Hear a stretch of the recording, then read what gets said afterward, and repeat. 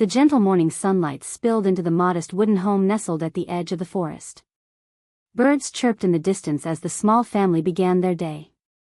A young mother carefully wiped her baby's face with warm water, smiling tenderly as the child giggled in her arms. Nearby, her mother-in-law watched with warmth in her eyes, holding the child after breakfast while the mother put away their things. In a corner of the house, a young woman named Tiu San sat quietly, her memory clouded by a past she could no longer recall.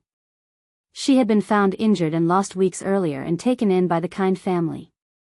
Though she could not remember who she was, there was a strange familiarity when she held the baby, a sense of something lost yet deeply cherished. Outside, the man of the house, arrived carrying a box of milk and toys. His eyes sparkled with affection as he handed them to the baby. "Not many men are so thoughtful," the grandmother remarked, watching him with appreciation. "He's always looking after everyone." It was a peaceful day, Sunday. No school for the baby, who played cheerfully while the adults chatted. Sat beside his mother, talking softly about his plans for the day. "I saw a grove of ripe dowda fruits in the forest yesterday. There's a local market today, I'll go pick some and sell them." The grandmother hesitated. "But the sky looks like it might rain. The forest is far, and the roads are slippery." "I'll be quick," reassured her. "We need the money. And people love those fruits in the market." Tiu San overheard the conversation and stepped in. "Why don't I go with him? You can stay with the baby." Though hesitant at first, the grandmother agreed. "If you're feeling strong enough, go ahead. I'll take care of the little one." So, with light backpacks and hope in their hearts, and Tiu San ventured into the forest. The journey was long, and the path rough, but together they laughed, picked fruits, and talked like old friends. There were moments when Tiu San would pause, staring at the landscape. Something about the forest stirred memories she couldn't place. High above, climbed the trees to reach the ripest clusters while Tiu San gathered them in her basket. They worked through the day, their bond quietly growing. Back home, the grandmother and the baby played, building towers from blocks and sharing warm moments. As the sun began to dip below the trees, received a call. "We've located the target near the border," a voice said. "Understood," responded. "I'll coordinate with the local police." He hung up, eyes clouded with tension. Tiu San looked concerned. "Is something wrong?" "Just work," he replied softly. Later, went to the police office and met with his superior. The news was heavy. The suspect they had been pursuing, the person responsible for the assault on Lai Haica, was none other than Ha's own mother. His heart sank. "Sir," Ha said, voice steady, "I will not interfere. Please handle it by the law. I must step back from this case." His superior nodded. "We respect your decision. We'll transfer the case to another unit. Go home and look after your family." At home, Tiu San had returned ahead of Ha. She brought back a few small toys she found on the roadside, things others had thrown away but could still bring joy to the baby. She cleaned them carefully, then handed them to the child, who squealed with delight. The grandmother smiled. "She's a sweet girl. It feels like she's truly part of the family now." As days passed, Tiu San grew more at home. One evening, she confided to the grandmother, "I feel like I've known the baby forever, but I still don't remember my past." "You will," the grandmother said kindly. "The child knows you. That bond, no memory can fake it." Tiu San recalled a dream she'd had, of playing with a child in a small wooden house. It was a blurry image, but it filled her with both sadness and warmth. "I think that child might be my son," she whispered. "Yes," the grandmother said gently. "I believe so too." Meanwhile, Ha returned home one day with a heavy heart. His mother's debts had come due. Loan collectors arrived, firm and unsympathetic. "Your mother mortgaged the house," they said.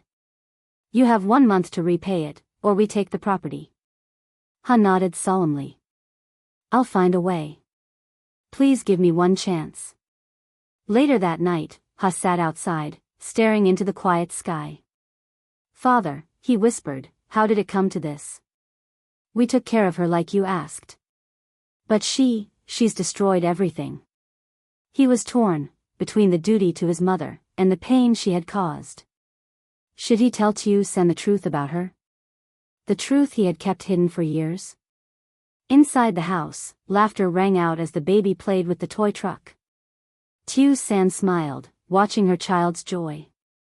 The next morning, as the grandmother left to herd the cows, Sen offered to go instead. She was slowly becoming part of this home, more than a guest, more than a memory. That day, something unexpected happened. Debt collectors arrived at the house. "Time's up," they said. "Clear out today." "I understand," Ha replied. "But give me 1 month. I'll repay the debt. This house, it's the last thing my father left for us." The collectors agreed, but the clock was ticking. As Ha packed, his heart ached. How could his own mother, already responsible for so much pain, now take away the home his father had built? Sitting in the empty room, he whispered again, "Father, guide me. Should I tell her the truth now?" That night, sleep eluded him. Every time he closed his eyes, the image of his mother signing the house away haunted his thoughts. The weight of the secret he carried became heavier, especially as he looked at San, so innocent, so kind, caring for his child as if it were her own. At dawn, he stepped out onto the porch. The sky was gray, mirroring the storm inside him. He heard footsteps behind. It was San, holding a cup of tea. "You're up early," she said softly, offering the cup. He nodded, taking it silently. The warmth in his. She sat beside him. "You didn't sleep well last night. I can tell." He finally turned to her, eyes tired. "San, if you found out that someone close to you had done something unforgivable, what would you do?" She tilted her head. "That depends. What's unforgivable?" He looked away. "What if it was betrayal, from someone you trusted with your life?" There was a long pause before she spoke. "I think I'd want to know the truth. Even if it hurts." Those words pierced him deeply. Later that day, as they sat together folding the baby's clothes, he took a deep breath. "There's something I need to tell you," he said, voice trembling. "About my mother. And about why we're about to lose this house." She froze, eyes searching his. "What do you mean?" He told her everything. From the investigation at the border, the sudden discovery of his mother's crimes, to the debt she left behind that now threatened the only home they had left. When he finished, silence filled the room. San's hands trembled slightly. "So, your mother, she..."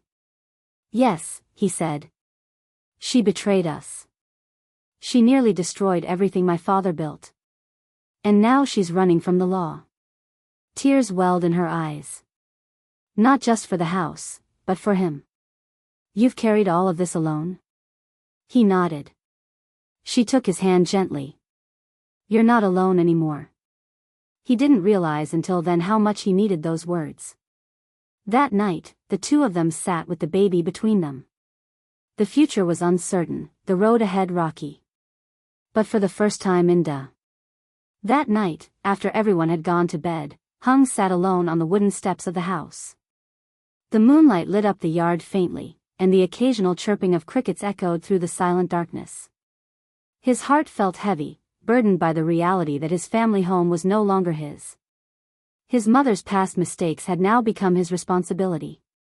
He glanced toward the room where San and the baby were sleeping peacefully, unaware of the chaos unfolding. His eyes welled up, but he quickly wiped them. "I can't let them know," he whispered. "Not why." The next morning, Hung had already packed a few belongings by dawn. He didn't want to wake anyone, but San had already stirred. Seeing him quietly preparing to leave, she asked gently, "Are you going somewhere?" Startled, he turned and forced a smile. "No, there are a few things I need to take care of." She looked at him, sensing his unease. "Is it about the house?" He froze. Hung, she continued, stepping closer. Last night, I overheard a bit. I didn't mean to, but, did something happen? He sighed, defeated. Yes. Mom, she borrowed a large amount of money. She mortgaged the house. Now we only have 1 month to repay it, or we lose everything. She stared at him in shock, covering her mouth. Oh my God. What are we going to do? I don't know, he said honestly. But I'll find a way. I have to. This is Dad's house. The place we grew up in. I can't let it go. Later that day, with borrowed strength, Hung set out for the town market, selling whatever he could, fruit, firewood, even his own belongings. Meanwhile, San stayed back, taking care of the child, helping Hung's mother, and trying to recall more pieces of her memory. As she cleaned up the backyard, a fleeting image flashed through her mind, a wooden fence, a little boy calling her a mom, the smell of ripe guavas. Her hands trembled. She closed her eyes, holding on to that faint glimpse. I'm not crazy, she whispered. That's my child. Meanwhile, at the border. Elsewhere, Hung's mother, now a wanted criminal, was on the verge of crossing the border. She moved cautiously, aided by an accomplice, but local authorities had already set up checkpoints based on her last sighting. Lieutenant N and his team closed in. Every step was strategic. Every move calculated. We've almost got her, and said into his radio. She's nearing the forested pass. Copy that, came the reply. The net was closing in. At the village. Back at the village, Hung arrived home exhausted. He barely made enough from the market to cover a fraction of the debt. As he sat down, San brought him water. He noticed something different in her eyes. I think I'm remembering more, she said softly. About the baby. About us. His eyes lit up. I dreamed about a little garden. About hanging clothes in the sun. And your voice, calling me in for lunch. Tears welled in Hung's eyes, and for the first time in days, a glimmer of hope returned. The storm breaks. Just as the day seemed to turn, a knock came at the door. It was the police. Lieutenant Hung, we need to speak with you urgently. He stepped outside. We've located your mother. She's at the border. We're moving in now. Hung's heart dropped. Thank you, he said quietly. I'm grateful for your work. As they left, San stood behind him, unsure what to say. She's still your mother, she whispered. I know, Hung replied. But I have to do what's right. Final scene, 1 month later. The family stood once again in front of the wooden house. Clean, repaired, and freshly painted. A loan had come through, thanks to friends and a sympathetic official who knew Hung's character. They had managed to save the house. San stood in the garden, holding her child, watching Hung help an elderly neighbor. I remember now, she said. Hung turned. This was home. He walked over, tears in his eyes, and embraced her tightly. Welcome back, he whispered. As the sun dipped below the hills, casting a golden glow over the village, the family, once torn apart, stood together again. And finally, peace returned.